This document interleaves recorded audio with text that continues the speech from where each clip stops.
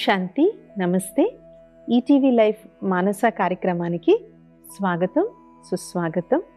ఈ ఆధ్యాత్మిక మార్గంలో సుదీర్ఘ ప్రయాణం చెయ్యాలి అనుకున్నట్లయితే, ఒక లైఫ్ లాంగ్ జర్నీగా నేను చేసుకోవాలి అంటే దీనికి ఏ విధమైనటువంటి క్వాలిటీస్ మనలో ఉండాలి, ఏ విధమైన దివ్య గుణాలను మనం ఆచరించాలి అనేది ఇవాళ తెలుసుకుందాం. ముఖ్యంగా అన్నిటికన్నా ఫస్ట్ ఉండాల్సినటువంటి గుణం నిశ్చయ బుద్ధి. దేని మీద నిశ్చయం? భగవంతుడిపై అయితే అందరికీ నిశ్చయం ఉంటుంది. సో భగవంతుడిపై నిశ్చయం పెట్టుకోవడం చాలా సులువు యాక్చువల్గా. కానీ దేని మీద నిశ్చయం పెట్టుకోవడం కష్టం? స్వయం మీద నిశ్చయం పెట్టుకోవడం కష్టం. నేను ఈ మార్గంలో నడవగలను, ఐ కెన్ ఫాలో ఇట్ అనేటువంటి మన మీద మనకి నిశ్చయం రావడానికి సమయం పడుతుంది. అందుకే ఆధ్యాత్మికత అనేటువంటిది మొదలయ్యేదే స్వయంతో. ముందు స్వయాన్ని బాగా అర్థం చేసుకున్నాకే మనకి భగవంతుడు కూడా బాగా అర్థమవుతాడు. స్వయాన్ని వదిలేసి కేవలం భగవంతుడిని పట్టుకున్న కారణంగానే ఇప్పుడు ఇన్నేసి మతాలు, ఇన్నేసి ధర్మాలు, ఇన్నేసి పద్ధతులు అనేటువంటివి తయారయ్యాయి.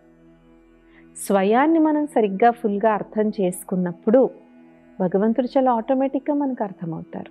కాబట్టి స్వయంతో ప్రారంభమయ్యేటువంటి ఈ యాత్రలో ముందు స్వయంపై నిశ్చయం ఉండడం అనేటువంటిది చాలా అవసరం. నాలో ఏ క్వాలిటీస్ ఉన్నాయి, నాలో ఉన్నటువంటి డివైన్ క్వాలిటీస్ ఏంటి? ప్రతి ఒక్కరిలో డివైన్ క్వాలిటీస్ ఉంటాయి, లేకుండా ఉండవు. దివ్య గుణాలు ప్రతి ఒక్కరిలో ఉంటాయి. కొందరిలో అవి ఎక్కువ ఉండొచ్చు, కొందరిలో తక్కువ ఉండొచ్చు, కానీ లేకుండా అయితే మాత్రం ఉండదు. చూడండి, విత్తనం ఉందనుకోండి, అది ఎంత పుచ్చిపోయిన విత్తనమైనా దాంట్లో ఎంతో కొంత ప్రాణశక్తి అనేటువంటిది ఉంటుంది. భలే అది చాలా పెద్ద చెట్టు అయ్యి బాగా పండ్లు కాయలు ఇవ్వలేకపోవచ్చు, కానీ దాన్ని నాటినా కూడా ఇంత చిన్న పిలకన్నా సరే దాని నుంచైనా బయటకు వస్తుంది. అలాగే ప్రతి ఒక్కరిలో కూడా దివ్య గుణాలు అనేటువంటివి పొందుపరిచి ఉన్నాయి. ఎప్పుడైతే మనం ఈ స్వయం యొక్క దర్శనం మనం చేసుకోవడము అంటే ఏంటి? స్వయం యొక్క గుణాలు, స్వయం యొక్క విశేషతల్ని మనం గుర్తించి దాన్ని మనము జీవితంలో ఉపయోగించుకోవడం. ఫర్ ఎగ్జాంపుల్, నేను వెరీ డిసిప్లిన్డ్ పర్సన్. నేను లైఫ్లో చాలా డిసిప్లిన్తో ఉంటాను. అదెంత మంచి డివైన్ క్వాలిటీ. ఎందుకంటే ఎంత జ్ఞానం ఉన్నా దాన్ని ఆచరించేటువంటి క్రమశిక్షణ లేదనుకోండి, ఉపయోగం లేదు లైఫ్లో. అలాగే కొంతమందిలో నిజాయితీ అనేటువంటి గుణం ఉంటుంది. వాళ్ళు నమ్మినటువంటి మార్గాన్ని, అది ఎంత కష్టమైనా ఏమైనా దాని నుంచి మాత్రం వాళ్ళు పక్కకి వెళ్ళరు. నిజాయితీగా అదే మార్గంలో వాళ్ళు నడుస్తూ ఉంటారు. That is called honesty. ఆ ఆనెస్టీ అనేటువంటిది ఎంత మంచి దివ్య గుణం. ఎందుకంటే దివ్య గుణాల ఆధారంతోనే మనం భగవంతుడితో మనం కనెక్ట్ అవ్వచ్చు. It is the divinity within us that connects us to God. మనలో ఉన్నటువంటి దివ్యత్వం మనల్ని పరమాత్మకు దగ్గరగా చేరుస్తుంది. ఎందుకంటే ఈ రెండు ఫోర్సెస్కి మ్యాచింగ్ ఉంది కాబట్టి. రెండవ గుణం కావాల్సినటువంటిది దృఢ సంకల్పం. ఎప్పుడైతే మన సంకల్పంలో దృఢత్వం వస్తుందో అప్పుడు ఆటోమేటిక్గా మనం సగం ప్రయాణం చేసేసినట్లు. ఎందుకంటే దృఢ సంకల్పం ఎక్కడైతే ఉంటుందో అక్కడ ఎన్ని అడ్డంకులు వచ్చినా సరే మన సంకల్ప బలం అనేటువంటిది మనల్ని పక్కకి జరగనివ్వదు. సంకల్ప బలం అంత శ్రేష్టమైనటువంటిది అన్నమాట. కాబట్టి ఎప్పుడైతే మనలో ఈ దృఢ సంకల్పం అనేటువంటిది ఉంటుందో, మన మనసు అంత గట్టిగా అయిపోతుందో, అప్పుడు మన ముందు విజయమే విజయం. చూడండి, మామూలుగా కూడా మనం ఎగ్జాంపుల్ తీసి 45-46 ఇయర్స్లో ఐఏఎస్ పాస్ అవుతారు. వాళ్ళు పాపం ఎన్ని అటెంప్ట్స్ చేస్తూ ఉంటారు ఐఏఎస్ కోసం. కొన్నిసార్లు ప్రిలిమ్స్లో వచ్చి మెయిన్స్లో పోతారు. అయినా మళ్ళీ వాళ్ళు పట్టుకుని సాధించి తర్వాత ఐఏఎస్ ఐపీఎస్లో అవుతారు. సో ఆ విధమైనటువంటి దృఢ సంకల్పం అనేటువంటిది ఆధ్యాత్మిక మార్గంలో కూడా చాలా చాలా ముఖ్యం. నేను ఈ మార్గాన్ని పట్టుకున్నాను అంటే దీని అంతు నేను చూడాల్సిందే. ఎందుకంటే దృఢ సంకల్పం లేనంత వరకు మనం కేవలం పైపైన చూస్తూ ఉంటాం. దాని డెప్త్లోకి వెళ్ళాలి. ఎనీ స్పిరిచువల్ కాన్సెప్ట్లో పై జరిగేటువంటివి చూడకూడడం కాదు. వీళ్ళ ఆశ్రమం ఎలా ఉంది, వీళ్ళు ఎలాంటి బట్టలు వేసుకుంటున్నారు, వీళ్ళ టైమింగ్స్ ఎలా ఉన్నాయి, వీళ్ళ దగ్గరికి ఎంతమంది వస్తున్నారు, వచ్చిన వాళ్ళు ఎలాంటి వాళ్ళు వస్తున్నారు. కొంతమంది ఈ కూడా అబ్జర్వ్ చేస్తారు ఆశ్రమానికి వచ్చి. చదువుకున్న వాళ్ళు వస్తున్నారా, చదువు లేని వాళ్ళు వస్తున్నారా, డబ్బు గల్లోళ్ళు వస్తున్నారా, డబ్బు లేని వాళ్ళు వస్తున్నారా, ఇక్కడ ఉండే సిస్టర్స్ ఎవరున్నారు, ఎంతమంది ఉన్నారు, వాళ్ళు ఎలా ఉన్నారు, ఇవి అబ్జర్వ్ చేయడం వల్ల మనలో స్పిరిచువాలిటీ రాదు. ఇంకా కొంతమందికి స్పిరిచువాలిటీ కూడా యాక్చువల్గా ఇప్పుడు చెప్పాలంటే ఒక రకమైన స్టేటస్ సింబల్ కింద తయారైపోయి, ఫలానా వాళ్ళు వెళ్ళారు కాబట్టి మేము కూడా వెళ్ళాలి. ఇవన్నీ కూడా ఆధ్యాత్మికతని చాలా పై నుంచి చూస్తున్నటువంటి విషయం. బట్ దాని యొక్క లోతులోకి ఎప్పుడైతే, దాని డీప్గా మనం స్టడీ ఎప్పుడైతే చేస్తామో అప్పుడు that is when the real essence is there. అందుకే చూడండి, చెట్టు ఎంత పెద్దదైపోతే దాని వేళ్ళు కనిపించవు అసలు యాక్చువల్గా, దాని వేళ్ళు ఎక్కడో ఉంటాయి. సో ఎంత లోతుగా వేళ్ళు ఎదిగే లోపలికి వెళ్ళిపోతాయో అంతగా చెట్టు అనేటువంటిది మీదకి వెళ్తుంది. జానకి దాది గారు పూటకొక దేశంలో ఉండేటువంటి వారు, అంతగా వారు సేవల్ని చేసేటువంటి వారు దాది. ఉదయం ఒక దేశం అయితే మధ్యాహ్నం ఒక దేశం. ఎస్పెషల్లీ యూరోప్లో అన్ని దేశాలు చాలా దగ్గరగా ఉంటాయి. ఒక రోజులో 2 దేశాలు తిరిగి వచ్చేయచ్చు. ఎలాగ మనకి హైదరాబాద్ బెంగళూరు ఎంత దగ్గర, అలాగ ఒక దేశం అంత దగ్గరగా ఉంటాయి యూరోప్లో. సో దాది అంత బిజీగా ట్రావెల్ చేసేటువంటి వారు అనమాట. అప్పుడు దాదీని ఒకరు అడిగారనమాట, దాది మీరు ఇంత బిజీగా సేవలో ఉంటారు కదా, మీరు స్వయానికి ఎప్పుడు టైం ఇస్తారు అని. ఇప్పుడు దాది ఎంత బ్యూటిఫుల్ ఆన్సర్ ఇచ్చారంటే, నేను బయట బిజీగా కనిపిస్తాను కానీ నా కాన్షియస్నెస్ ఎప్పుడు స్వయం మీదే ఉంటుంది అని. బయట సేవ ఎంత ఉంటే నేను నా స్వయం మీద అంత నేను ఎక్కువగా అటెన్షన్ పెట్టుకుంటాను అన్నారు దాది. బయట సేవ జరుగుతుంది కదా అని నేను నా స్వయాన్ని నేను వదిలేను. సేవ జరుగుతూ పెరుగుతూ ఉన్న కొద్దీ నా యొక్క అటెన్షన్ నా మీద నాకు ఇంక్రీజ్ అవుతూ వస్తుంది అన్నారు దాది. ఎందుకంటే ఎంతెంత నా స్వయం మీద నాకు అటెన్షన్ ఉంటే అంతంత సేవ కూడా విస్తృతం అవుతుంది, అంతమందిని మనం రీచ్ అవ్వగలుగుతాం. అందుకని ఆధ్యాత్మికత అనేది డీప్గా వెళ్ళవలసినటువంటి విషయం. 4వ క్వాలిటీ నూతనత్వం. మన పురుషార్థం ఏదైతే ఉందో ఆధ్యాత్మిక ప్రయాణంలో దాని కొత్త మార్గాలు మనమే వెతుక్కోవాలి.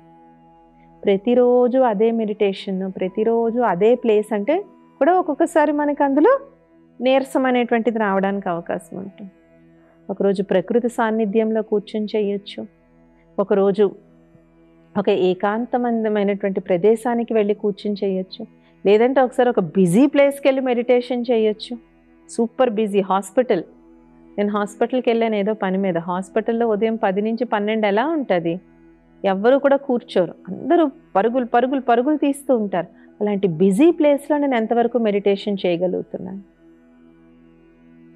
ఎందుకంటే తెల్లవారుజాము 4ంటికి కరెక్ట్గా చక్కగా రెడ్ లైట్ వేసుకుని కూర్చొని చాలామంది మెడిటేషన్ చేయగలరు. కానీ ఒక హాస్పిటల్ లాంటి బిజీ ఎన్విరాన్మెంట్ అండ్ అక్కడ వచ్చే వైబ్రేషన్స్ కూడా ఎలా ఉంటాయి, చాలా దుఃఖీయ వైబ్రేషన్స్ ఉంటాయి అక్కడ, చాలామంది బాధతో ఉంటూ ఉంటారు అక్కడ. సో అలాంటి ప్రాంతంలో నేను మెడిటేషన్ చెయ్యగలనా, ఇలా మన మీద మనం ఎక్స్పెరిమెంట్ చేసుకోండి. లేదంటే నాకేదో వినకూడని వార్త నేను విన్నాను, నాకు చాలా పెద్ద డిసప్పాయింట్మెంట్ ఏదో నేను ఫేస్ చేశాను, ఆ టైంలో నేను ఏకాగ్రంగా ఉండగలుగుతున్నానా, ఆ టైంలో నేను కదిలిపోయి గాబరా పడిపోతున్నానా, లేదంటే నా మనసుని నేను నిశ్చలంగా ఉంచుకొని పరమాత్మ దగ్గరికి నేను చేరుకోగలుగుతున్నానా, ఆయనతో కనెక్ట్ అయ్యి పరమాత్మ ఇచ్చేటువంటి గైడెన్స్ నేను తీసుకోగలుగుతున్నానా అని ఇలాగ మనం స్పిరిచువల్ ఎక్స్పెరిమెంట్స్ చేసుకుంటూ ఉండాలి. సైంటిస్ట్ అని ఎవరిని అంటారు? సైంటిస్ట్ అనేటువంటి వాడు జీవితాంతం ఎక్స్పెరిమెంట్లు చేస్తూనే ఉంటాడు. ఇది ఇలా ఎందుకుంది, అది అలా ఎందుకుంది. అందుకే ఎక్కువగా సైంటిస్టులు మనం వృద్ధులుగానే చూస్తూ ఉంటాం. సో మనం కూడా ఒక స్పిరిచువల్ సైంటిస్ట్ అవ్వాలి. ఇంత దుర్ఘటన జరిగింది కదా, ఈ టైంలో నా మనసు ఎంత నిశ్చలంగా ఉంది. మనకే జరుగుండకపోవచ్చు, ఎవరిదో మనం వినొచ్చు, మనకు తెలిసిన వాళ్ళదై ఉండొచ్చు, మన పక్కింటి వాళ్ళదై ఉండొచ్చు, లేదంటే ప్రకృతి వైపరీత్యాలు వచ్చాయి, భయంకరమైన వర్షాలు కురుస్తున్నాయి, లేదంటే ఏదో భూకంపం వచ్చింది, ఆ టైంలో నా మనోస్థితి ఎలా ఉంది. లేదంటే ఎవరో మనల్ని బాగా నిందించారు, నేను కుంగిపోతున్నానా, నిలకడగా నిలబడగలిగాను. అందుకే యోగికి ఉన్న ఒక లక్షణమే స్థితప్రజ్ఞత. ఎలాంటి పరిస్థితినైనా సరే సమానంగా తీసుకోగలుగుతాడు. దాన్నే అంటారు ఈక్వానిమిటీ. Yogi is ఈక్వానమస్. యోగి అంటే స్థితప్రజ్ఞత కలిగినటువంటి వాడు. పొగిడినా ఒకలాగే ఉంటారు, నిందించినా ఒకలాగే ఉంటారు. Because there are 2 types of people.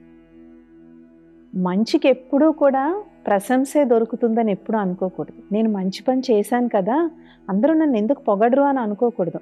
మంచి పనికి ఎప్పుడు ప్రశంసే దొరకదు. మోస్ట్ ఆఫ్ ద టైమ్స్ మంచి పనికి ముందు విమర్శలే దొరుకుతాయి.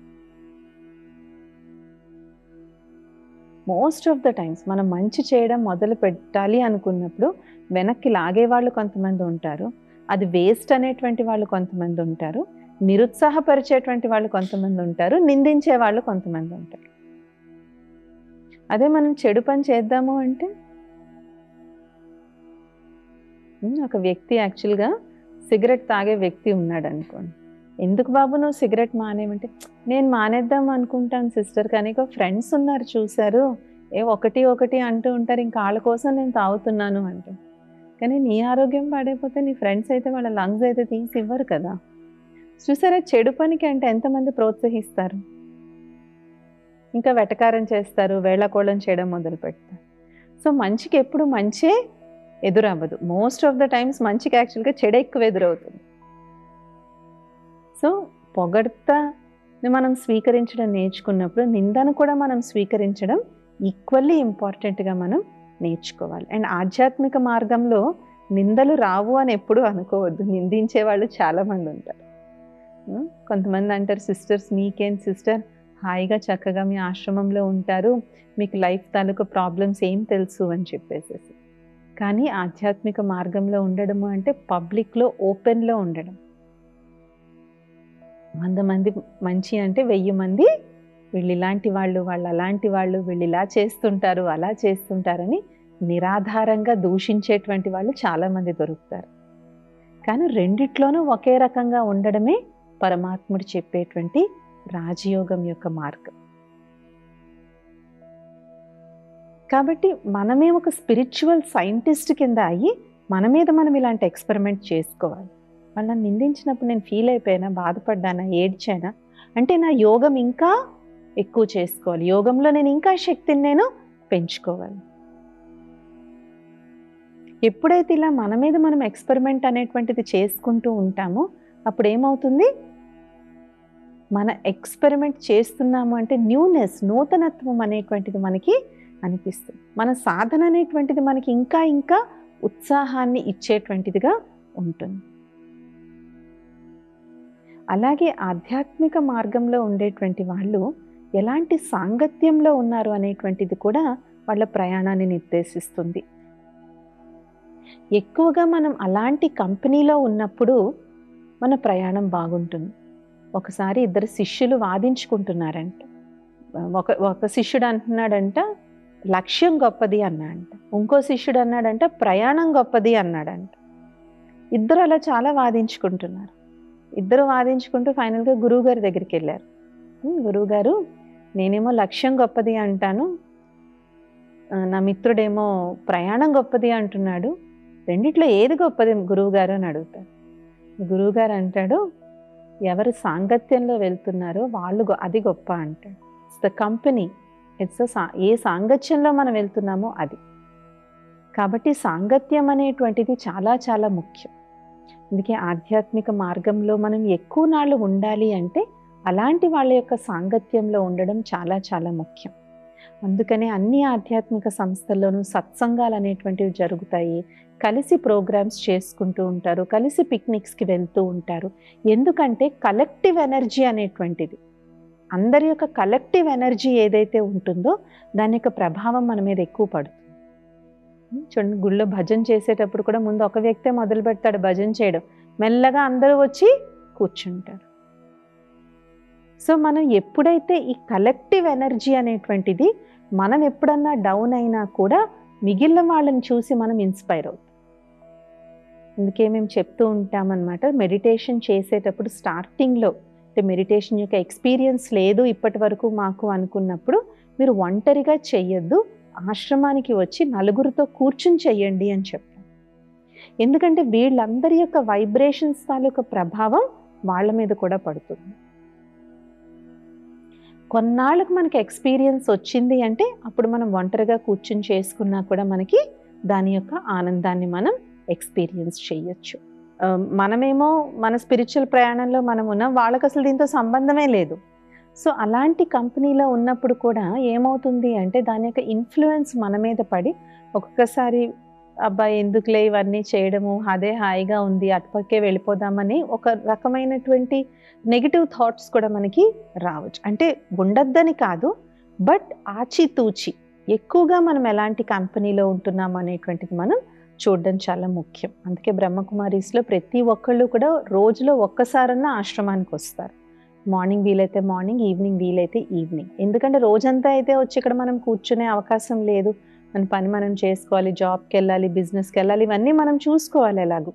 కానీ అట్లీస్ట్ డైలీ 1 అవర్ అయినా సరే ఆశ్రమానికి రమ్మని చెప్పడం జరుగుతుంది. అండ్ మోస్ట్లీ అందరూ డైలీ 1 అవర్ వాళ్ళకు కుదిరిన టైంలో, మార్నింగ్ కొంతమందికి అవుతుంది, కొంతమందికి మధ్యాహ్నం అవుతుంది, కొంతమందికి ఈవినింగ్ అవుతుంది, కానీ రావడం అయితే తప్పకుండా వస్తారన్నమాట. ఎందుకంటే ఆ 1 అవర్ ఈ ప్లేస్లో వాళ్ళు ఛార్జ్ అవుతారు. ఈ ప్లేస్ యొక్క వైబ్రేషన్స్ వల్ల వాళ్ళు ఛార్జ్ అవుతారు. అప్పుడు బయటకు వెళ్ళి ఏ కంపెనీలో ఉన్నా కూడా వాళ్ళు సేఫ్గా సురక్షితంగా ఉంటారన్నమాట. అందుకని ఈ ప్రయాణంలో మనము ఎలాంటి కంపెనీలో ఉన్నాము, ఎలాంటి సాంగత్యంలో ఉన్నాము అనేటువంటిది కూడా చాలా చాలా ముఖ్యమైనటువంటి విషయం. అలాగే ఆధ్యాత్మిక ప్రయాణంలో ఉన్నప్పుడు స్వచింతన చాలా ఇంపార్టెంట్. ఎందుకంటే మనం నిన్న ఉన్నట్టు ఇవాళ ఉండం, ఇవాళ ఉన్నట్టు రేపు ఉండం. మనం ప్రయాణం స్టార్ట్ చేసినప్పుడు మన స్థితి వేరుగా ఉండుండొచ్చు, ఇవాళ వేరుగా ఉండుండొచ్చు, రేపు వేరుగా ఉంటుంది. సో స్వయం మీద self checking and self control అనేటువంటిది కూడా చాలా ముఖ్యమైనటువంటి విషయం. అసలు నా థాట్స్ ఎలా ఉన్నాయి, నా థాట్స్లో ఏమన్నా పరివర్తన వచ్చిందా, లేదంటే నిన్న ఎలా ఆలోచించానో ఇవాళ కూడా నేను అలాగే ఆలోచిస్తున్నానా అని ఈ ఇంక్రిమెంటల్ ఇంప్రూవ్మెంట్ అనేటువంటిది చాలా ముఖ్యం. ఎంతెంత మనలో ఈ ఇంక్రిమెంటల్ ఇంప్రూవ్మెంట్ వస్తూ ఉంటే తెలియకుండానే కొద్ది సమయంలోనే మనలో చాలా మార్పు అనేటువంటిది లభిస్తుంది. దీన్నే పవర్ ఆఫ్ అటామిక్ హ్యాబిట్స్ అంటారు. అటామిక్ హ్యాబిట్ అంటే అది ఎంత చిన్న మార్పు అంటే మామూలుగా మనకు కనిపించదు, కానీ over a period of time, ఒక నెల 2 నెలలు పోయిన తర్వాత మనలో చాలా పరివర్తన అనేటువంటిది అయి ఉంటుంది అన్నమాట. సో ప్రతిరోజు నాలో చిన్న చిన్న చిన్న చిన్న మార్పు. ఇవాళ నేను తెల్లవారుజాము 4కి లేచి మెడిటేషన్ చేస్తుంటే రేపు 3:45కి, ఎల్లుండి 3:30కి, అలాగా ఏదో ఒక చిన్న చేంజ్ అనేటువంటిది నాలో ప్రతిరోజు కూడా నేను తెచ్చుకోవాలి. నా యొక్క పురుషార్థంలో ప్రతిరోజు చిన్న చిన్న ఇంప్రూవ్మెంట్ అనేటువంటిది 1% ఇంప్రూవ్మెంట్ మనకు కనిపించినా కూడా over a period of time ఆ ఇంప్రూవ్మెంట్ చాలా ఎక్కువ అవుతుంది.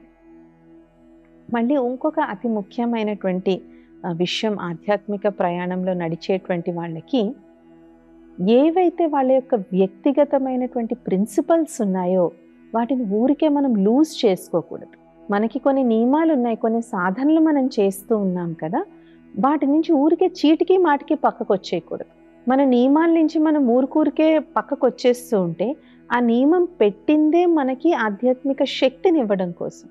ఉదాహరణకి సాత్విక ఆహారం తినడం, పరమాత్మని స్మృతిలో తయారు చేయబడినటువంటి సాత్విక ఆహారాన్ని మనం స్వీకరించాలి. ఇవాళ జర్నీలో ఉన్నాను కదా, పర్లేదు ఏదో ఒకటి తినేసాను, ఇవాళ చుట్టాలింటికి వెళ్ళాను కదా ఏదో ఒకటి తినేసాను, ఇవాళ పార్టీలో ఉన్నాను కదా ఏదో ఒకటి తినేసాను అని ఇలా రోజుకొక వంక చెప్పుకొని మన నియమాన్ని మనం అతిక్రమిస్తూ ఉన్నాం అనుకోండి, దానివల్ల రావాల్సినటువంటి బలం, శక్తి అనేటువంటిది మనకి రాదు.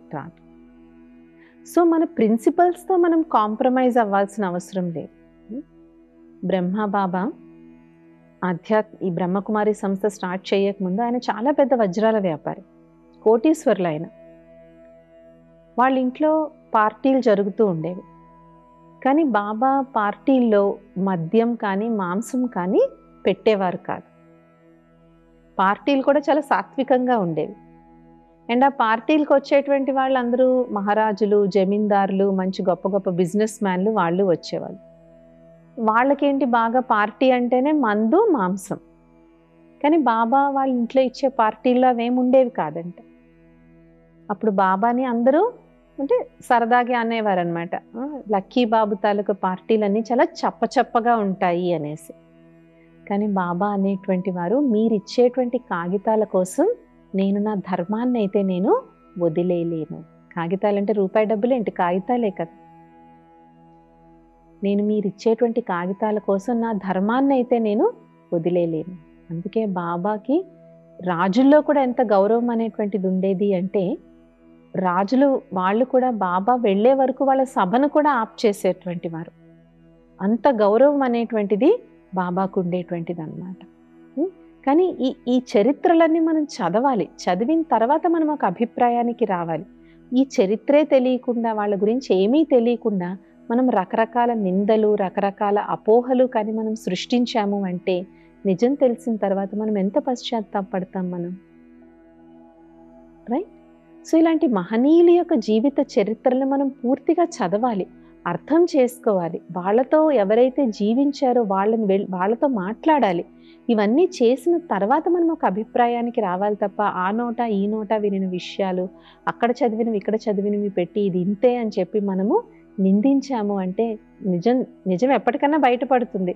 కానీ నిజం బయటపడిన తర్వాత మనలో ఎంత పశ్చాత్తాపం అనేటువంటిది ఉంటుంది, రైట్?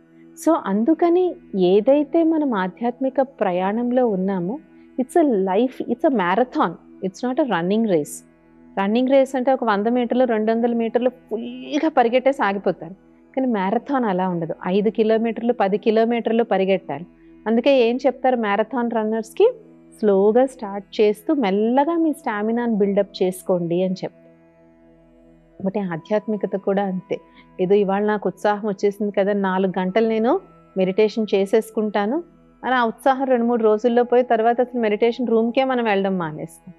అలా కాదు, ఒక ప్రాపర్గా దీన్ని మన లైఫ్లో ఒక భాగం కింద చేసుకుని మనం జీవించాలి తప్ప మనం అన్నీ వదిలేసి నేను ఇదే కూర్చుంటాను అంటే అది ఎక్కువ నాళ్ళు సాగదన్నమాట. కాబట్టి ఆధ్యాత్మిక ప్రయాణంలో మన అందరం కలిసే ప్రయాణం చేస్తున్నాము. మనకి మార్గాన్ని చూపెట్టేటువంటి సద్గురువులకే సద్గురువు అయినటువంటి పరమాత్ముడు, నిరాకారుడు, జ్యోతిస్వరూపుడు, శివ పరమాత్ముడు, ఆయన యొక్క స్మృతిలో ఎప్పుడైతే మనం ఉంటామో ఈ ప్రయాణం ఆయనే అవతల ఒడ్డుకి చేరుస్తారనమాట. ఇది ఇవాల్టి మానస కార్యక్రమం. వచ్చే మానసాలో మనం ఇంకొన్ని అంశాలు తెలుసుకుందాం. ఓం శాంతి, నమస్తే.